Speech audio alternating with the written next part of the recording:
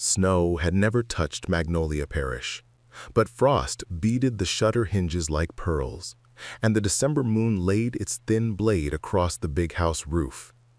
In the kitchen's blue-gray light, Adisa Reddick kneaded sweet dough with hands that had learned to hide their tremor, counting heartbeats against the scrape of the oven peel.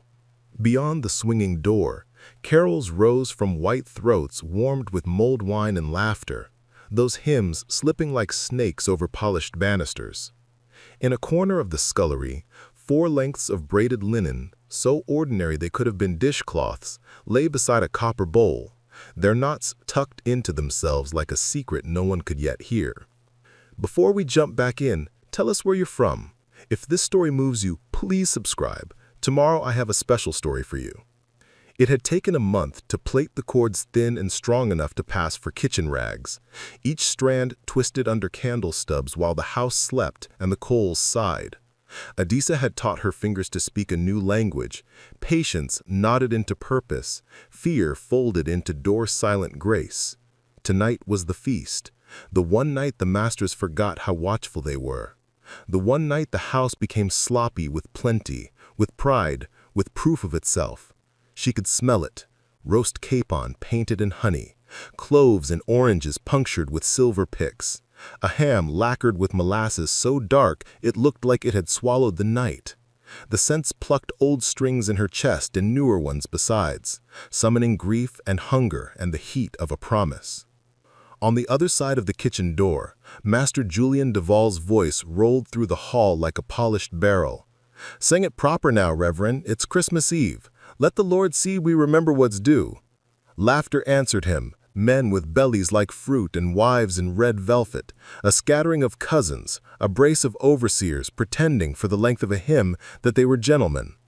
All the while the servants threaded the perimeter like a quiet tide, plates gliding, pitchers tipping, glances flitting from face to face, person to person, clock to clock. Adisa tipped her head to the coal door as if listening to Ash whisper, her eyes finding Calab beside the backstairs with a tray of pewter, his shoulders square and still.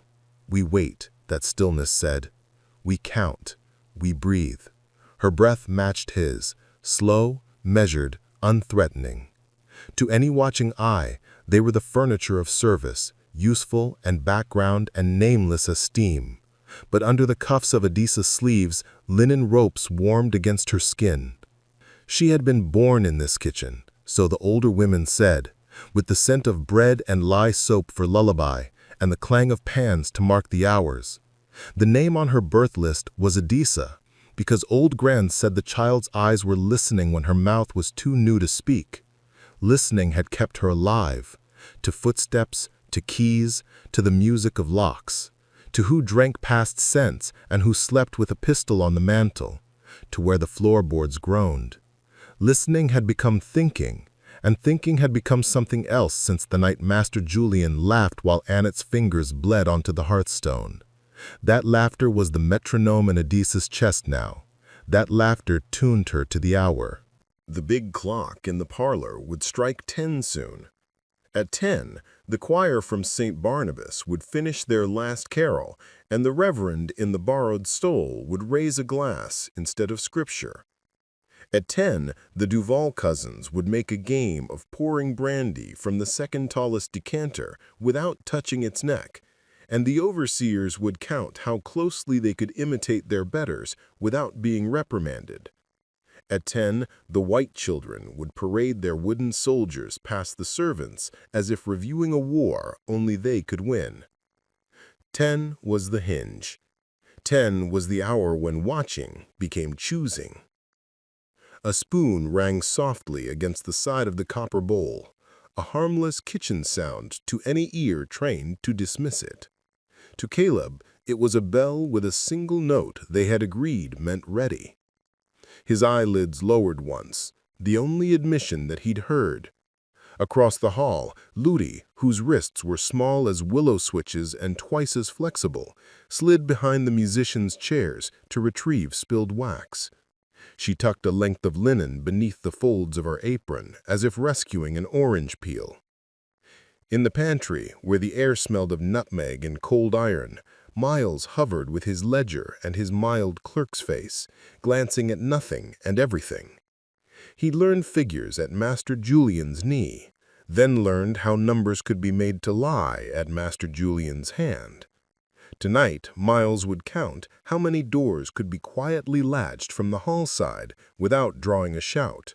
Study cast into courage, and the neat loops of his handwriting cinched into rope. "Finish the glaze," Ada the cook murmured, passing Adissa the brush. Ada's eyes slid to the hearth, as if the fire might have an answer. There was a tiredness to her tonight that made Adissa want to cup the older woman's face and promise something she could not guarantee. Instead, she swiped honey and clove over a breast crisped to mahogany, the glaze catching lamplight like summer in the dead of December. The feast table had been set for 20, 5 masters seated on the long side with the window at their backs, wives opposite, cousins at either head, and a chorus of hangers-on arrayed beneath the plaster angels. Silver was everywhere, catching and throwing candle flame until the room looked like it had swallowed a star and couldn't stop blinking about it. In that den of glitter and voice, the house forgot that it had edges, forgot that the kitchen door opened inward and the backstairs turned where the wall let you be invisible. The house forgot, but Adissa remembered everything. When the clock's brass tongue kissed 10, the choir's last note hung in the rafters like frost. Reverend Parnell laughed into his glass. "If I had a congregation like this every Sunday, the Lord himself would leave Zion to hear us." Men pounded the table with their fists and pretended it was piety. From the kitchen, Adissa lifted the ham and followed the column of steam into the hall, the world narrowing to the length of her arms and the promise they carried. She had chosen her place the way a soldier chooses a hill. Master Julian liked the ham at center, flanked by capon and oysters, the knife at his right. His habit held steady, even when drunk, even when boasting. He cut the first slice for himself, then for his nearest guest, then passed the knife to his left, because power tastes sweeter handed down. Adissa set the platter before him and stepped back, just within reach of the chair behind his own. She let her breath slow until her pulse matched the bob of the holly branch in the window's draft. "Look at her hand," Master Julian said, pointing with the knife, not at Adissa, but through her. "Steady as a hymnal's margin. That's the training I speak of when Yankees slobber about cruelty." His mouth glittered with grease when he smiled. "Caleb, wine." Caleb bent with the decanter, his forearm brushing Master Julian's shoulder. The contact was nothing. The decanter's tilt was everything. Red slid into crystal with a purr. In the slipstream of that movement, Adissa's hand rose as if to adjust the tablecloth.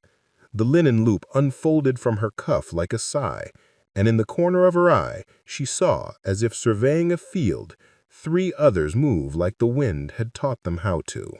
Ludi behind Overseer Hodge, boasting tonight of how he once rode a man down with nothing but reins and righteous fury, moved as if to reclaim a candle stub. The braid of linen goosted up, crossed, kissed itself into a new tension. Miles at the pantry door lifted a tray to shield the angle as he stepped past Mr. Creary, the attorney cousin who loved to describe the law the way some men describe oysters. Behind Mr. Creary, old Sibby, bent, forgotten, invisible as the baseboard, straightened half an inch, and that was all the space a decent needed to thread purpose through etiquette. There is a point before a storm when everything understands what is about to happen and cannot say it aloud. The cymbal hush, the birdless sky, the smell that isn't rain yet, but will be. Adissa felt it pass through the room like a mercy rejecting the shape of mercy.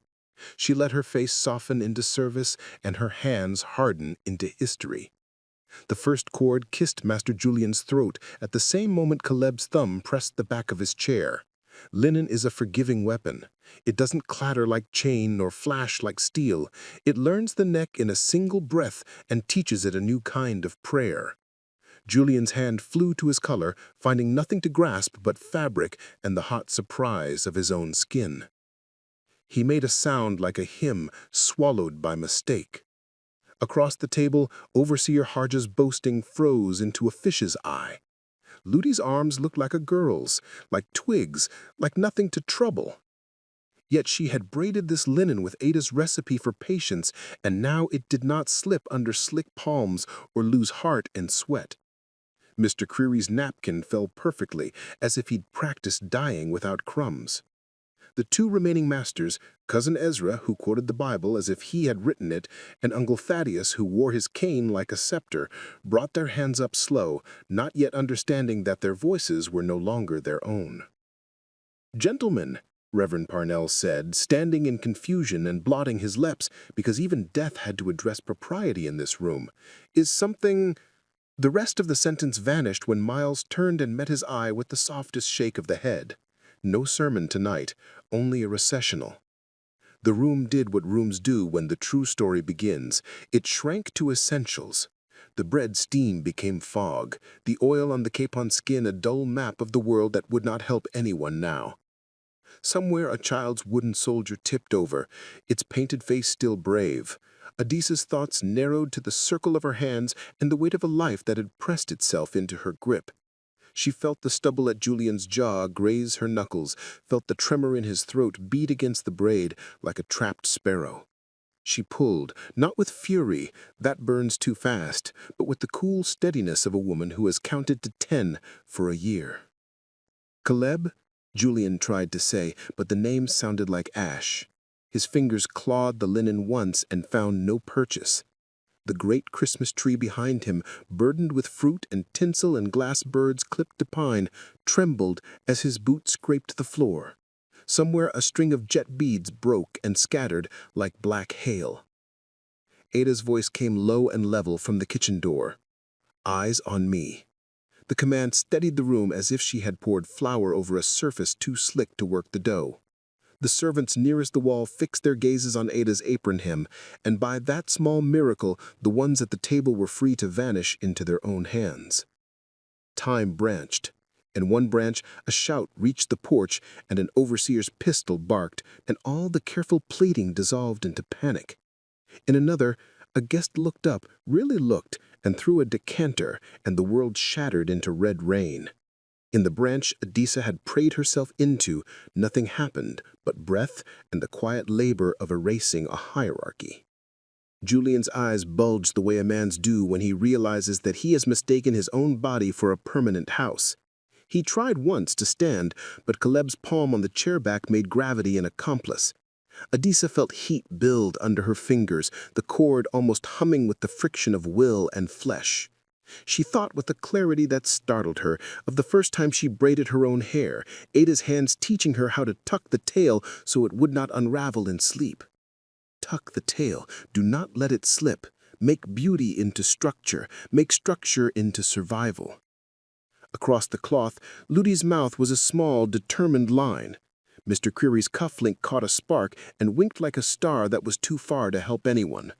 Miles stood like a shadow cast by good sense, eyes scanning the room, naming in his head the positions of every hand.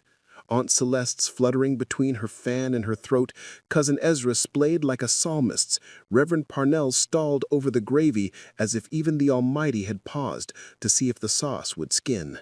The choir had not yet understood that their work was done. They sat with their hymnals closed over their knees, mouths parted, as if to catch the last echoes of their own exultation. The bass, a man called Bernard, whose voice could make an empty pew feel like a friend, stared at Adisa with a look she could not afford to read. She only let herself see the way his fingers tightened over the leather spine of his book, then eased, the smallest benediction, "Go on." Julian's lips had gone blue at the edges. The first wordless sounds had turned into silence punctured by small, unbelieving groans. He had always believed two things, that he would live a long life and that he would die respected. Adisa felt both beliefs slide out of him like eels. She had not planned for what that would feel like in her own bones. She had planned for the angle of her wrists and the weight of his head. The rest she met like weather. A wine glass shattered, thrown by no one, merely succumbing to the invisible math of stress and warmth. The sound stinged the air. Aunt Celeste fainted like a lady in a painting. Sibby stepped forward 2 inches and let her head find a safe landing. No one called for help. The room had already decided which story it wanted to be, the one where nothing could be done because nothing could be admitted. When Julian's body loosened, when the fight went out of his shoulders and into the floorboards, Adisa eased the tension rather than dropping him, more gift than he had ever given. The linen cooled in her hands, slick with the sweat of work. She held still because death, like bread, is a process, and you respect it even when it has not respected you. "Window latch," Miles said quietly, and Caleb moved without question, closing the nearest casement so the winter air would not carry any sound that mattered, any breath that might decide to tell the road what it had seen. 3 figures yet struggled, Hodge bucking like a man on a mean horse who thinks hurting the animal will make it love him. Cousin Ezra, surprisingly strong, faith turning to sinew. Uncle Thaddeus, whose cane had knocked the table twice in insult and now tapped it in disbelief. Ludi shifted her stance the way Ada had taught her, small feet finding a sailor's grip though she'd never seen the sea. Sibby, God rest the back she had carried so many babies upon, set her hands where Mr. Creary could not reach them, and leaned with the steadiness of a door that had decided to stay closed. "Do not hurry," Ada said from the threshold. "Do not rush the last minute while forgetting the first." It was a kitchen lesson, a life lesson, the kind of instruction that comes wrapped in something to eat so a body will accept it. In the choir, Bernard began to hum. Not a hymn this time, but something older, a tune the river might have written if it had a mouth. The women joined him one by one, soft as steam. It wasn't defiance, it was measure. The song set the speed so panic could not. Ezra's hand lifted once in what might have been prayer and might have been reflex. Then it fell as if cut from its string. Thaddeus sank slowly, his cane rolling until it kissed a chair leg and rested there. Hodge fought longest because men like him think work and cruelty are the same thing and cannot imagine the task they cannot outmuscle. Ludi did not hate him, she only refused to let go. When he finally went heavy, she blinked once, surprised by the weight of the quiet that followed him. Caleb's eyes met Adisa's over the table's wreckage, spilled gravy like a small brown river, a fallen pear gleaming dumbly, a spray of holly that had lost half its berries in the struggle so that it looked strangely honest now. Their eyes said the same thing, not done. There is a moment after a deed when the deed tries to decide what it is by how the living behave. Adisa turned to the wives, women pinned to their chairs by corsets and terror and the knowledge that they had long believed themselves separate from the hands that made their lives possible. Some cried soft, some stared, one whispered, "God." Adisa walked around the table, linen cords coiled in her apron like tame snakes. "This house needs quiet," she said in a voice that could have been a lullaby had the cradle been the size of a parlor. "You will have water, you will sit. No one will be harmed who sits." She did not promise more than she could keep. The wives listened to the voice behind the words, the voice that had soothed their babies in fevers and sung their daughters to sleep and taught their boys to wash before supper. They listened and they sat as told. Ada appeared with a kettle and cups, and the simple work of pouring steadied the shaking world. Steam wrote old letters in the air and vanished before anyone could read them twice. Miles went to the hall and turned the key in the lock of the front door. Not loudly, not like a proclamation, but with the small finality of a page turned. "What now?" Ludi whispered, the question a feather that might cut if you held it wrong. "Now we write," Adisa thought, and the thought frightened her. Not the writing, but the admission that she intended to put words in the world that would refuse to become someone else's story. "Now we make room," she said, and pointed to the floor between the table and the hearth, where the boards lay wide and even. Caleb moved the chairs, Sibby fetched a cloth. The 5 men lay side by side in their coats and waistcoats like a painting that had forgotten to flatter. Aunt Celeste stirred and moaned for the Reverend, who had sunk into a chair and was holding his hat with both hands as if it knew what to do. "Reverend Parnell," Adisa said gently, meeting his frightened eyes and letting him see that she saw his fear and the small courage nested inside it. "Read." What text?" he asked, ridiculous and sincere. "The one that says the last shall be first," Bernard said quietly from the choir, and a few of the singers nodded, remembering the verse like bread no one had thought to bless aloud until now. Parnell's voice shook, but the words came. "And the last shall be first, and the first last."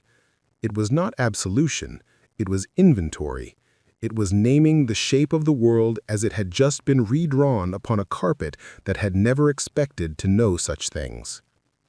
Miles knelt and moved through the pockets of the dead with a bookkeeper's economy, not for theft, but for keys. He laid them on the table like coins in a story where coins do more than glitter. He added 2 rings and a small mother-of-pearl penknife to the line and did not look at the wives while he did it. In the kitchen, Ada sliced 2 loaves of bread with the care other women might give baptismal linen. Adisa washed her hands not because they were unclean, but because they needed something to do that did not ask them to remember how a man's breath feels when it stops inside your skin. The pump squeaked, and the water was cold enough to make thought bright again. The house, which had not quite known whether to roar or crumple, settled into a sound she recognized, the steady work noise of women making a plan. "Keys for the quarter," Caleb said, fingers already counting how many locks between this room and the night air. "Back gate, smokehouse, tack room." "Cellar," Miles added. "Ledger." The ledger was where documents lived that pretended to be facts. Tonight, they would learn to sing a different song. Adisa turned to the wives, whose faces looked like portraits cracked in the varnish.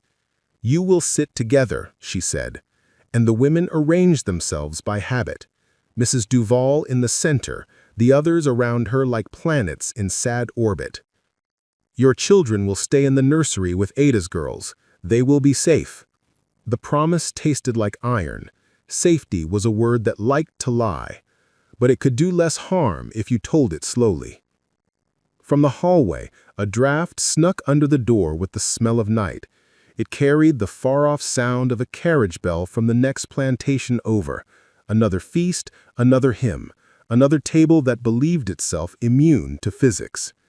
The sound felt like a clock that belonged to someone else. Adisa turned back to the bodies. There was a work to be done that none of her teachers had written down. "We have until dawn," she said. "By dawn we will have a choice." "What kind?" Ludi asked. "The kind you carry in your name," Adisa answered, and knew then that she would not be able to carry it alone. They moved through the house like people do after a birth or a storm, picking up what mattered, letting the rest be. Bernard took the choir into the back hall to keep watch over doors and windows, humming that low river song so the air would not forget how to let a human chest rise and fall. Miles and Caleb unlocked the small doors that had always mistaken themselves for walls. Keys clicked, latches whispered. Somewhere a mouse emerged from its winter hoard and found the night too busy for crumbs. At the writing desk in the parlor, Adisa opened a drawer she had dusted for years and removed a sheaf of thick paper that had only ever told one side of any story. She sat and looked at her hands until they stopped pretending to be someone else's. Then she dipped a pen in ink and began to write. not to plead, not to explain, but to mark the fact of their lives in a script that could no longer be erased by a laugh. Her first sentence was not brave, only honest. This house changes now. She wrote names, their real ones and the ones they had been told to answer to, and drew a line between them like a bridge. She wrote the births that had been hidden and the deaths that had been hurried. She wrote the field songs that recorded genealogies when paper would not, and the kitchen remedies that had saved lives as surely as prayers. She wrote the size of a man's cruelty and the angle of a woman's mercy, and the recipe for a bread that could stretch to feed 15 when there had only been enough for 10. Miles added numbers in the margins that told a truth more muscular than the ledgers had ever consented to. He wrote how many pounds of cotton cost how many bones and how many days of life. He wrote down the marks men carved into other men with canes and rings and said, "Here, count this." Caleb wrote the maps he had kept in his head for years, where the cypress grove thinned, where the river offered a place to cross, where a man could hide an hour long enough to make it a night if he knew how to breathe flat. Adisa came from the kitchen with bread wrapped in cloths and laid it on the desk like an oath. "Eat," she said, "you will not choose well if you faint." It was a thing she had said on a dozen ordinary nights to a dozen clumsy children. Tonight, it was law. Ludi stood by the window, rope still coiled in her palm, and watched the dark as if it might decide to be a person. "If they come," she said without turning, "what do we do?" Her voice did not tremble. She had not had time to teach it how. "We speak," Bernard said from the hall, "and if speech fails, we sing." He did not smile when he said it. He meant the kind of singing that could be heard under the crack of a whip and inside a grave. The kind that reminded a body that its bones belonged to it, even when the law said otherwise.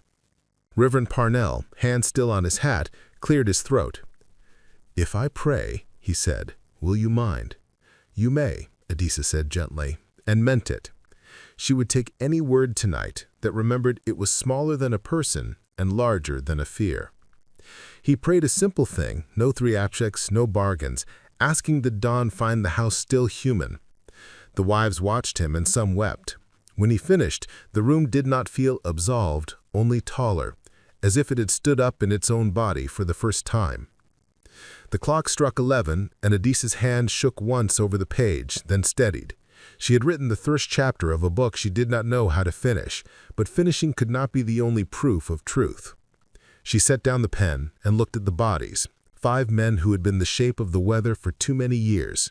Now they looked like the weather after it had decided to break and become something else. From the back of the house, a sound rose that did not belong to the script they had prepared. A wheel crunching gravel, a horse snorting, a voice calling a name that wasn't theirs. Caleb's head snapped toward the hall, eyes catching Adisa's in that fast language they had taught each other since childhood. "Who?" Ludi whispered. "Neighbor," Miles said, because the world was not going to let them be a story alone. "Troughton, he brings a jug and a joke every year no one wants." "And a pistol," Caleb added, "because Christmas is old, but habit is older." Adisa closed the ledger, wiped the pen, folded the linen cords into a napkin like leftover meat. Her mind went quiet, the way a river goes quiet when it finds a bend that decides the rest of its life. She looked at the wives, who looked back at her with a mingled relief and terror that made her want to lie. She did not lie. We do not add new songs in the midnight. The knock at the front door came like a gavel on a table that had seen too many verdicts. 3 taps, jaunty, confident, the sound a man makes when he believes that everything on the other side wants to see him. Silence settled over the room like flour. Adisa walked to the door, slid the new key into the old lock, and laid her palm flat against the wood, feeling its grain, its scars, its history of opening without consent. Behind her, Bernard's low hum steadied to a single note that pulled her spine straight. In the hallway mirror, she saw her own face. Tired, yes. Soft, still. New, undeniably. "Evening, Duval," a voice sang through the panel, cheerful as a hymn misremembered. "Got the good Madeira, thought I'd—" Adisa slid the bolt. The latch lifted, the door began to open. And the night, with all its witnesses, pressed its face to the crack to see what kind of story would step forward and claim the rest of the Christmas Eve. This story took us a long time. If you like it, subscribe. Now, back to the story. Eve. The word hung like frost from the sill, as if the night itself had finished Adisa's last sentence and was waiting to see what it meant. She felt the grain of the door beneath her palm, old pine worn to satin where knuckles had knocked for decades without ever asking permission. Behind her, the house held its breath in a dozen different throats, wives, singers, children, the people who had cooked all that the table had pretended came from prayer. "Duval," the voice repeated, merry as a drunk bell. "Open up, man. It's near to midnight, and I've got your Madeira before the Reverend drinks it all." A laugh chased his words, easy, friendly, like a bridge set down across a swamp that didn't know yet it was being asked to hold. Adisa slid the bolt. The door cracked, then opened wider upon a gust that smelled of horses and cold iron and smoke from fires that were none of their business. Mr. Troughton stood with his collar turned up, cheeks apple red from the ride, hat pushed back on a head that believed itself welcome the way a lantern believes itself invited to the dark. He saw her and smiled without seeing. "Girl, tell your master his neighbor comes bearing salvation, in a bottle at least." Then his gaze slid past her shoulder, hunting for familiar faces, a familiar furniture of power. "Evening," Adisa said, and the simple word restacked the world inside the frame of the doorway. She did not bow. She did not step aside. She let her posture be the kind of polite that stops a wagon with one hand. "The house is," she began, and on the word house, she felt the story tilt beneath her feet like a skiff. "Lively," Troughton grinned. "So I hear every year. Your cook's ham could convert a heathen." He lifted the bottle to make it true. The neck glinted like a narrow promise. From behind Adisa, Bernard's hum rose one notch, a tone that told the walls they were still standing. Miles, in the shadow of the staircase, rested one hand on the new key as if it were a comma in a sentence he intended to finish. "Something's amiss." Troughton's grin thinned, finally catching the quiet as if the air had tapped him on the shoulder. "Fetch Duval," he said, impatience sharpening his cheer. "No need to keep a man waiting on his own stoop." Adisa stepped into the cold. The door drew itself nearly closed behind her with the tact of an old servant. She met Troughton on the porch as equals meet under the open sky where the roof cannot lie for them. "Sir," she said, and the word was not a bow either. It was a clear plate set between them so that no one could say later that she had not offered a place to put things. "The house is not receiving." He blinked, understanding the words without understanding the ground they stood on. "Have you taken leave of sense? It's Christmas Eve. I've come every year since—" His hand made a circle, meaning history. "Since you were boys with your boots clean only on the front," Adisa said softly. The cold bit her wrists where the linen had warmed them earlier. "Tonight, the house receives quiet." Silence put its hand upon his shoulder where no human hand could have dared. He leaned to look past her. She did not let the door widen. "Where's Julian?" he asked, trying a new footing, familiarity as key. "Where he cannot receive," Adisa answered, and the truth sat between them like an anvil. He laughed once, relieved to find something he could lift. "Drunk, is he? Lord, I told him—" He stopped. In Adisa's face, he found no patience for excuses that required a corkscrew. Behind her eyes, the kitchen's quiet labor was visible as a weather only those who work in it can forecast.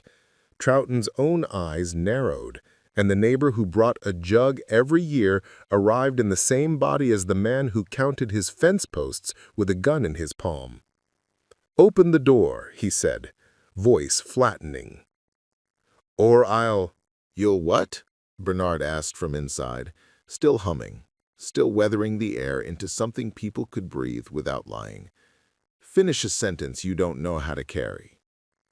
"Who's that?" Troughton's head jerked. "Parnell? Julian? Duval?"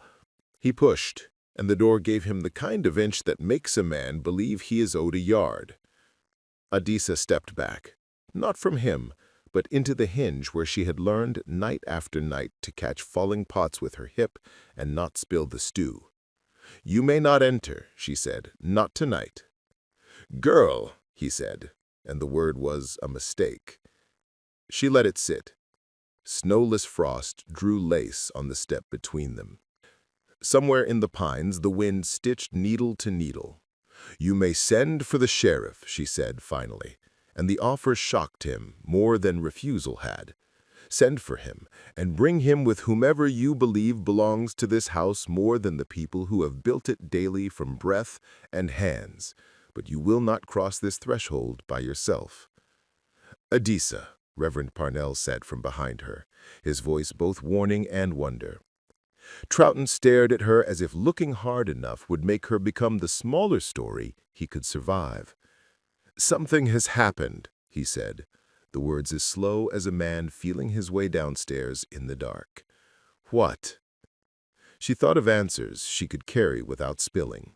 Wild, obvious, true, dangerous. She chose the only one that would not tip the night into screaming. "We are writing," she said, "and the ink is not dry." He stepped back as if the porch had slid him there. "I'll fetch Patterson," he said, trying on the name like armor. "He'll come with a posse." "Then we will put coffee on," Adisa said. "There will be cold and waiting, and men do foolish things when they're both."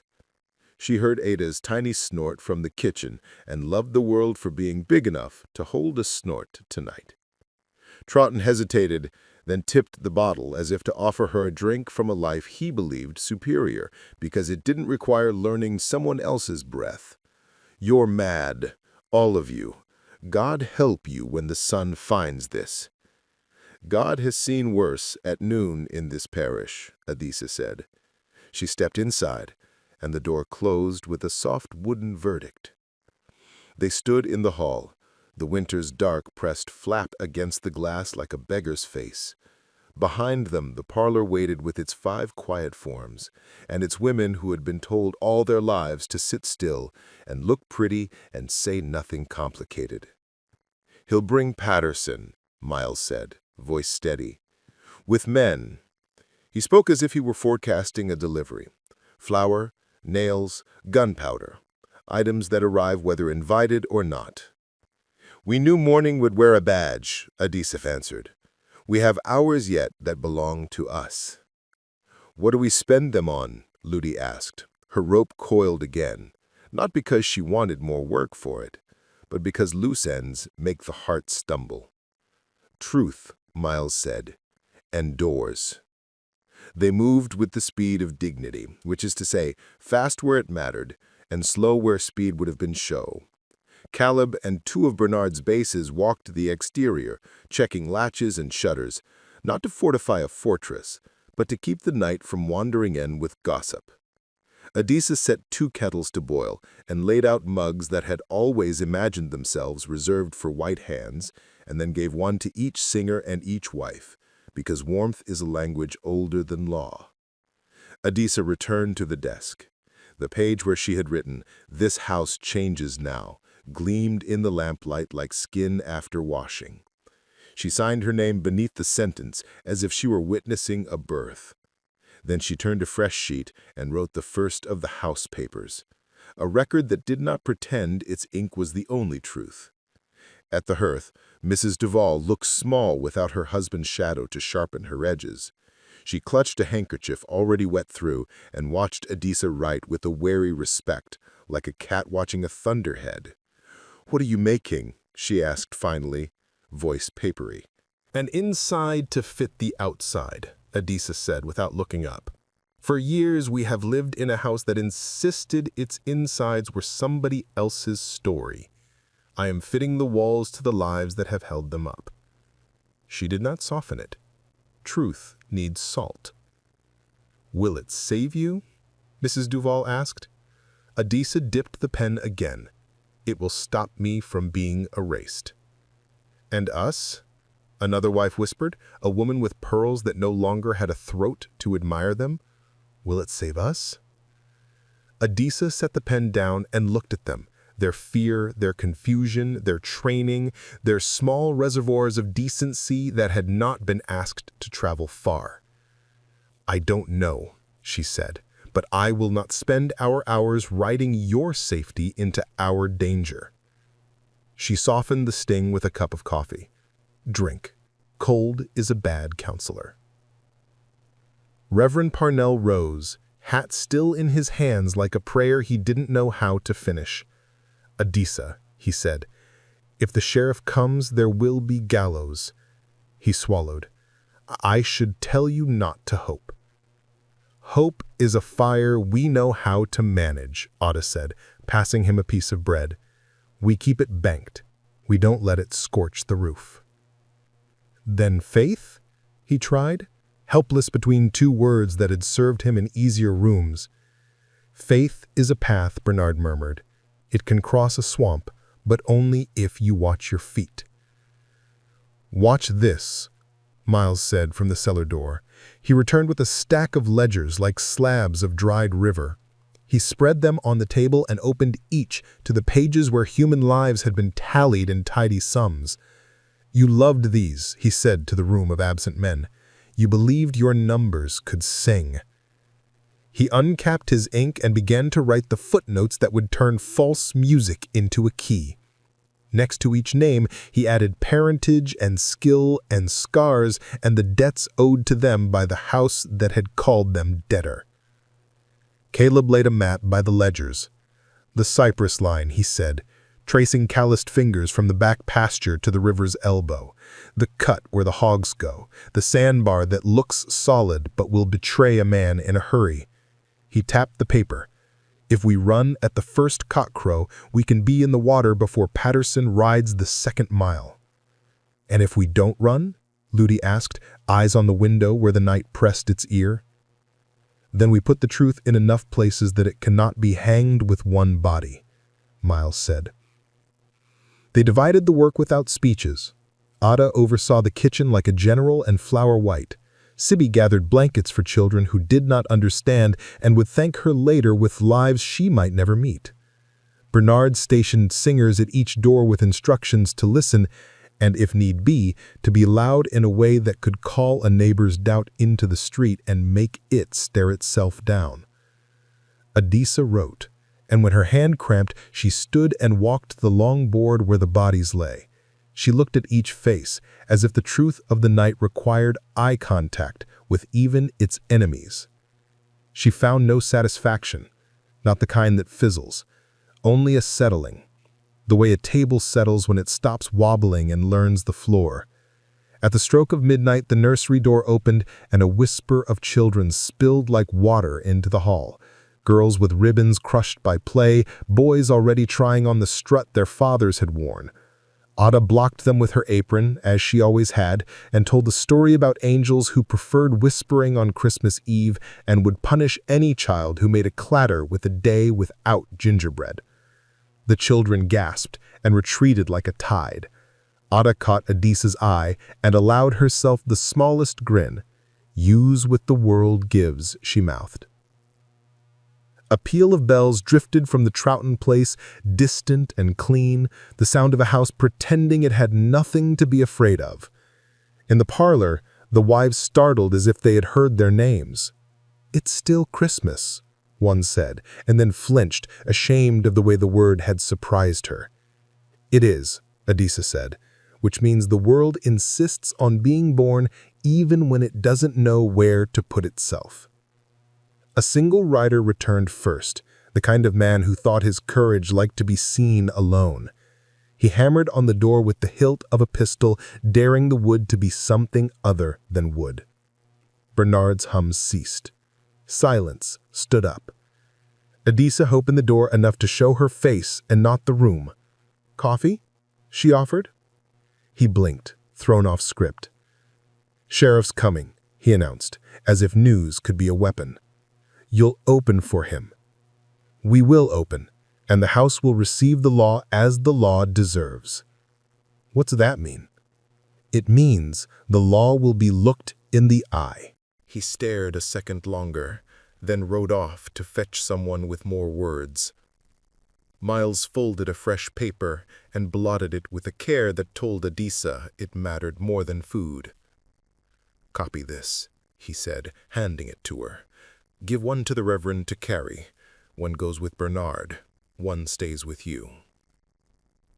She read the lines, her chest discovering a new place to expand. It was a declaration, but quieter, not the shout of a cannon, the promise of a ledger corrected. It named the people of Magnolia House and the condition of their bodies and the shape of their work. It recorded the thefts that called themselves tithes. It said, "Here is what you pretended mathematics could hide, and here is the remainder it forgot to account for." At the bottom, space for signatures. Not because ink makes a person, but because a person deserves to see their own name survive the night.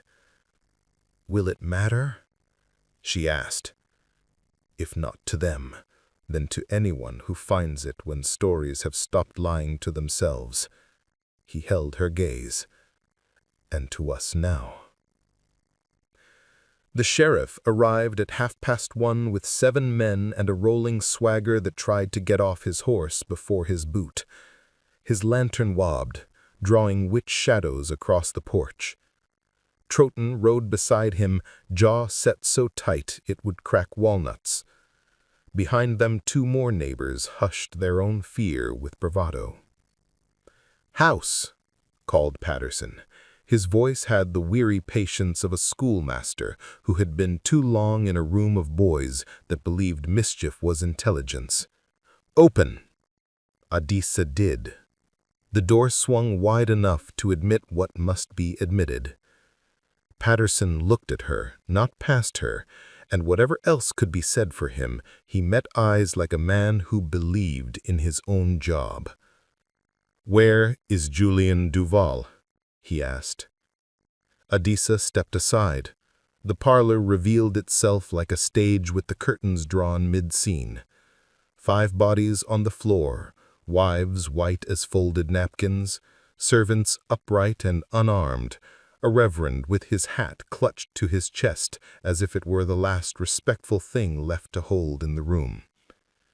Patterson's face changed in the particular way faces do when the mind arrives and the body wishes it had stayed elsewhere. Troughton made a sound, then swallowed it, discovering his throat in the way men do when they are freshly introduced to it.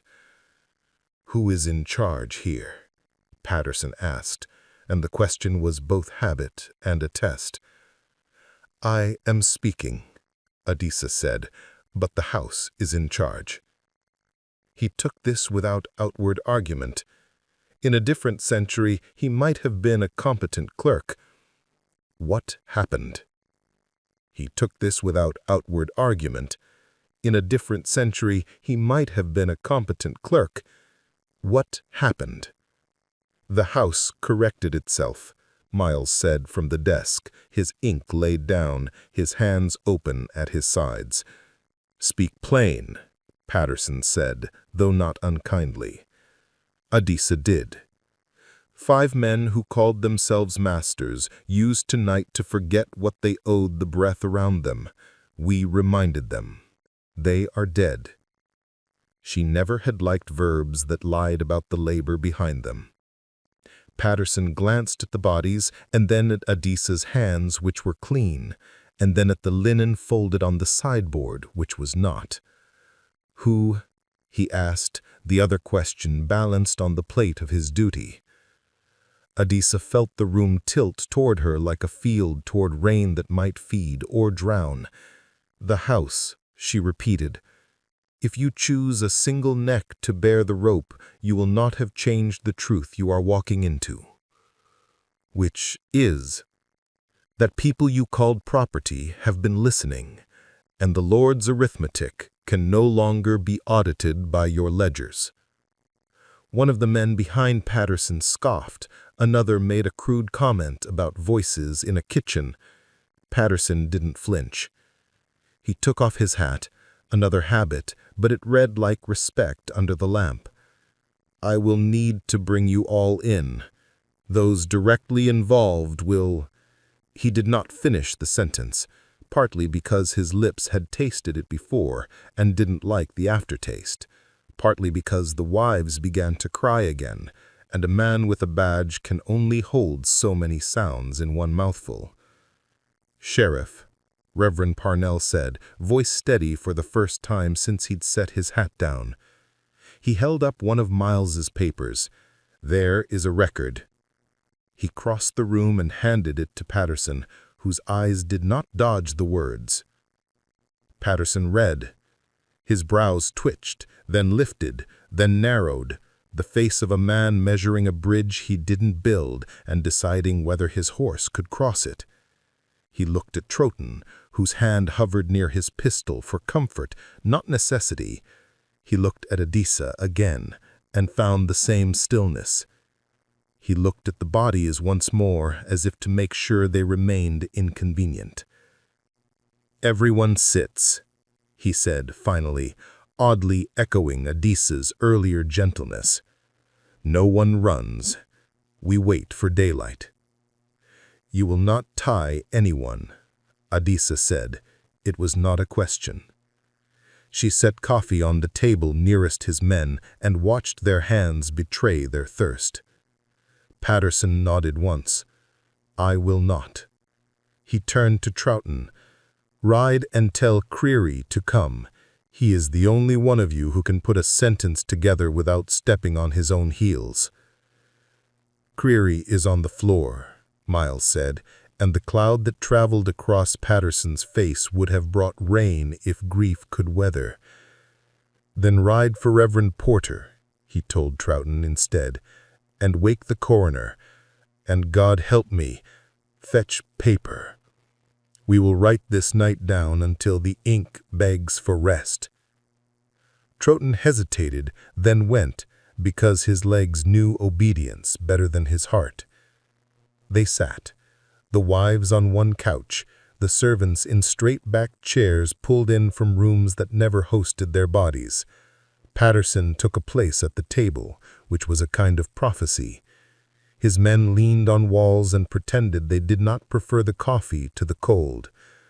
Bernard returned to humming, so softly that it sounded like breathing that had learned to sing without a mouth. Ada brought plates of bread and meat. "From the dead man's feast," she told the wives, who flinched and then ate, because flesh still asks. The hours between 1 and 4 are the ones that take discipline. They do not rush, they do not console. They wait with the kind of patience that makes a soul itch. Adisa used them. She walked the perimeter of the parlor, touching chair backs, the mantel, the cracked plaster that had watched 100 lies told by candlelight and pretended to be impressed. She stood at the window and named the constellations Ada had taught her long ago. The plow, the ram, the ladder, but renamed them tonight in her head for what they had been made to do to people under them. Patterson asked questions that were tools, not weapons. Who braided the cords? Who made the plan? When did the first hand decide it would close this way around a throat?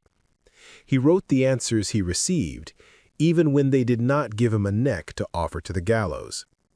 When he asked Adisa what made tonight different from every other night his boots had walked the polished floors of white men's certainty, she said, "Because we were ready for our own breath." "Breath?" he repeated, half a smile for the strangeness of the noun. "Breath," Ada said from the doorway. "You can hold it a long time, but not forever." "Who taught you the knots?" one of the deputies asked Looty, suspicion and reluctant admiration warring in his tone. "Laundry," she said, and the men shifted, suddenly aware that every domestic motion they had dismissed as harmless had been teaching school under their noses. Near 4, a thin gray drew a line under the curtains. The house lifted its head like a dog that recognizes a friend's step. The children slept in a pile in the nursery, names tangled with dreams. The wives looked less like ghosts and more like women who had outlived the men who gave them their names. Patterson stood and stretched, tall, tired, human. "What happens now?" he asked the room, and though he wore a badge, his voice did not pretend to decide alone. "Now we divide," Miles said, before anyone else could pretend otherwise. "Some of us go to the river.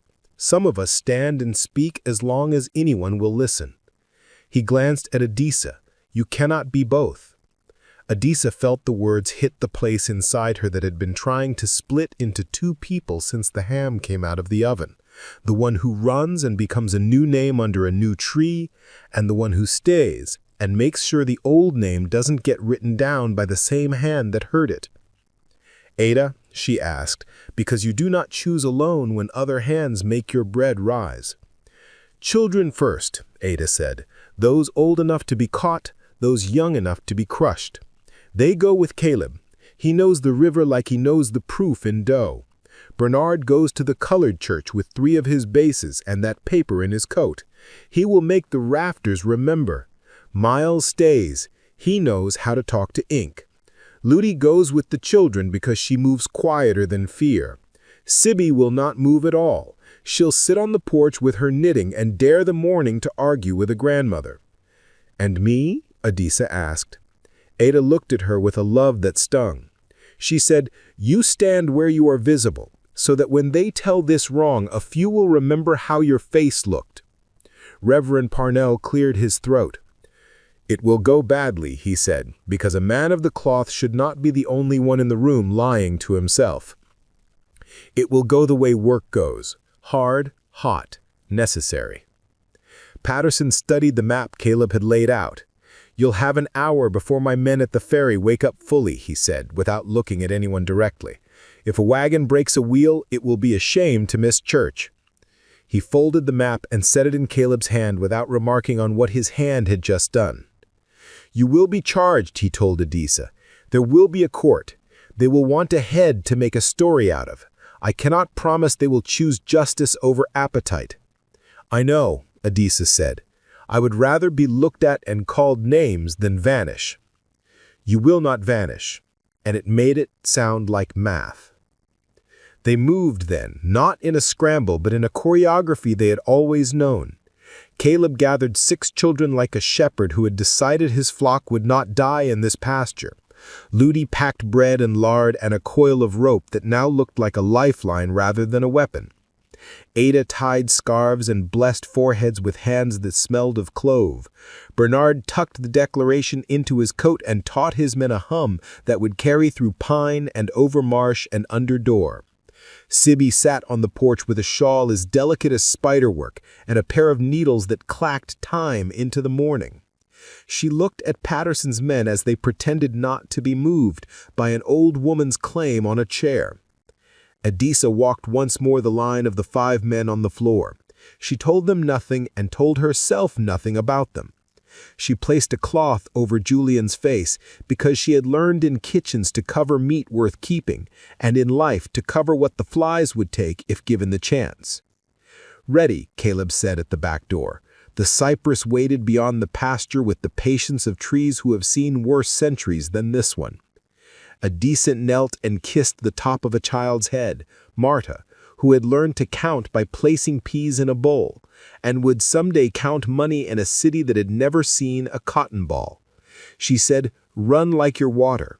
Marta nodded, serious as a ledger. The party slipped into the dark tail of the night, carrying quiet the way refugees carry a lamp under a cloak. Ludi turned once and looked at Adisa as if asking for permission to live, and Adisa gave it, then took it back for herself. Patterson watched them go with his hat in his hands.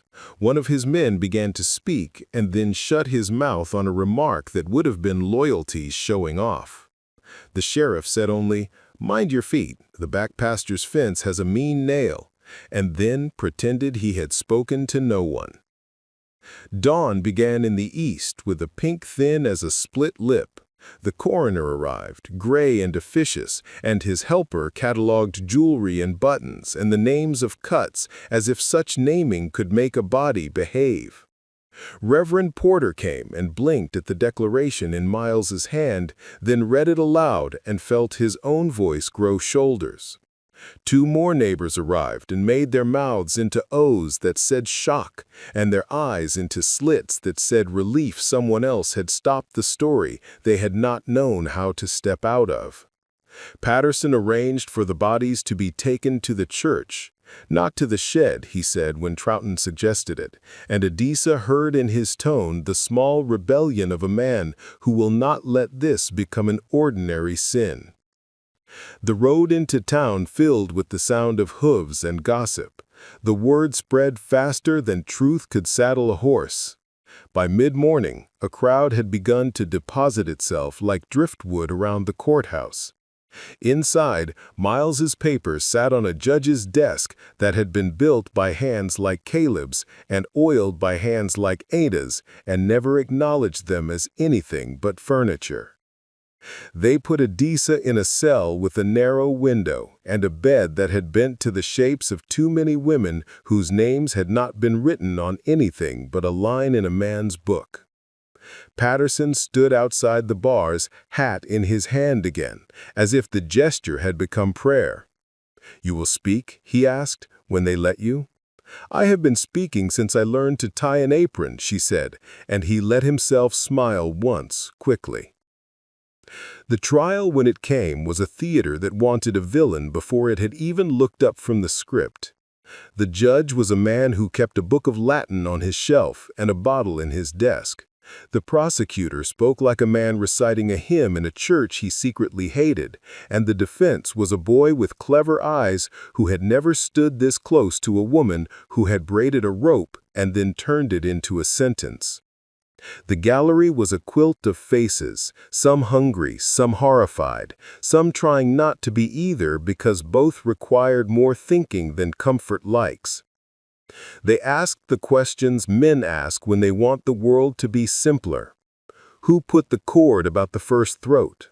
Who gave the signal?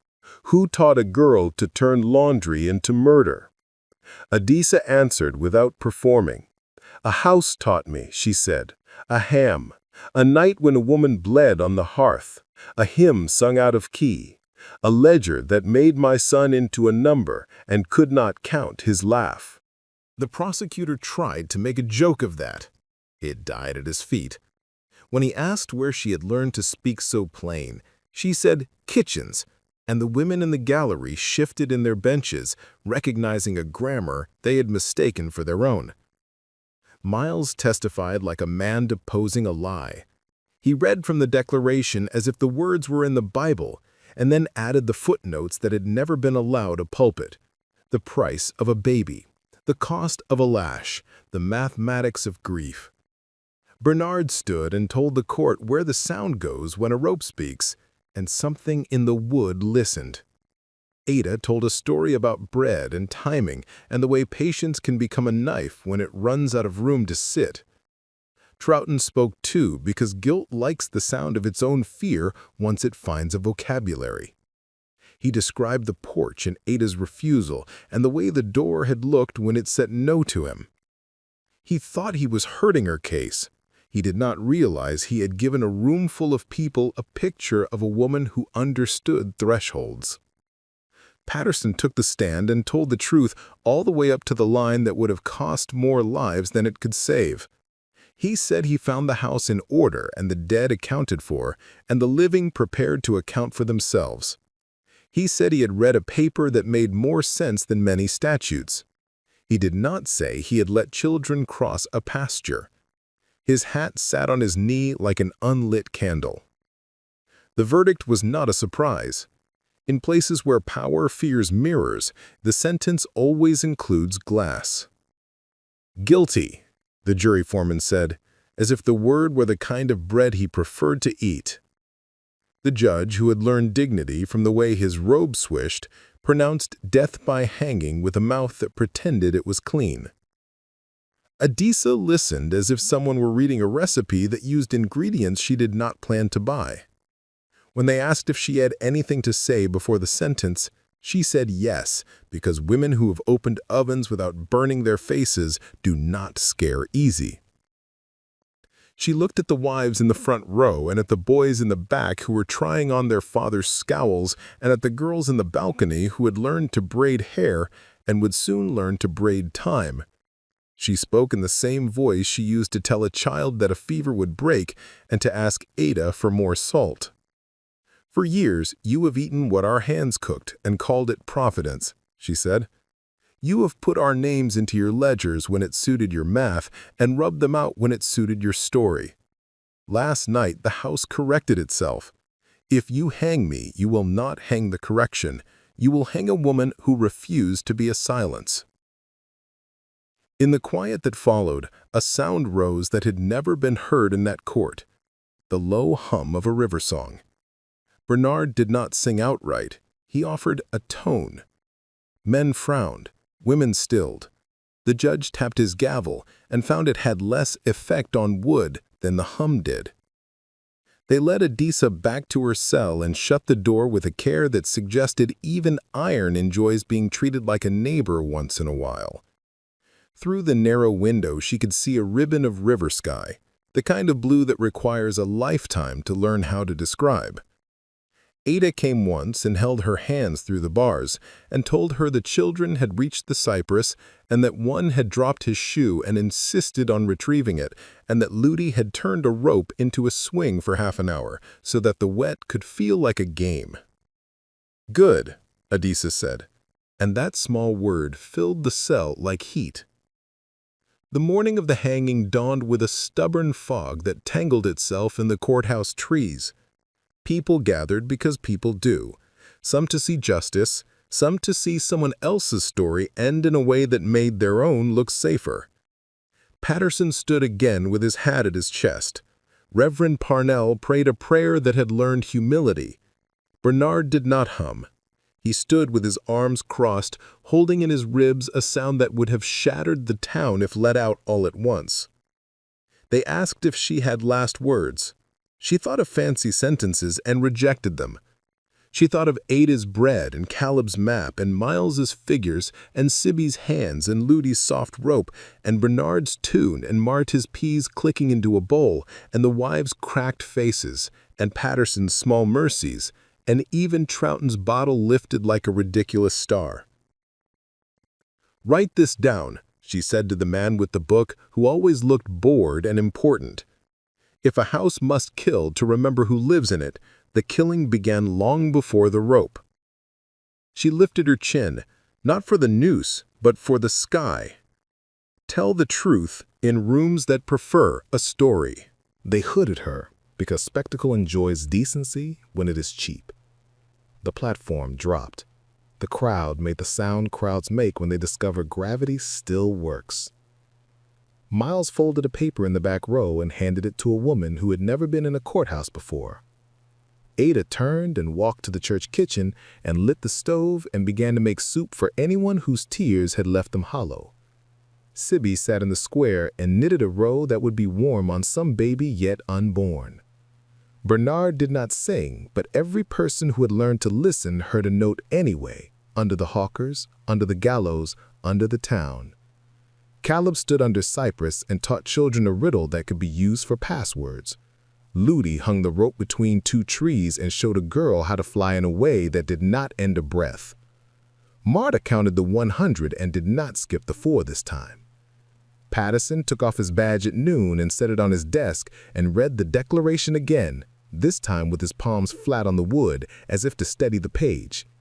He did not resign because resignation is a vanity when the work is ongoing, but he stopped laughing at jokes that began with the word girl. The Duval house did not burn. That would have made too easy a story. It stood with its plaster cracked and its windows smudged with breath and its carpets bearing the private maps of the night. For years, people came to point and whisper and lie and tell the truth. Once, in spring, a child asked who had braided the ropes, and his mother said, "A woman with steady hands," and the boy grew up and learned to recognize steadiness when it asked to be paid. On certain nights, when the air took on the iron tang of a storm turning its mind, the parlor sounded almost like a congregation, not a church one, not a court one, a kitchen congregation, where justice is spelled with salt and patience and a knife kept sharp for onions and other necessary things. You could hear Ada scold a careless elbow. You could hear Miles subtract a lie. You could hear Bernard hold a note long enough for a body to remember the length of its own breath. You could hear Ludi laugh in the back hall because laughter had decided it deserved to be in houses like this. You could hear Sibby's needles counting time that belonged to no one but the living.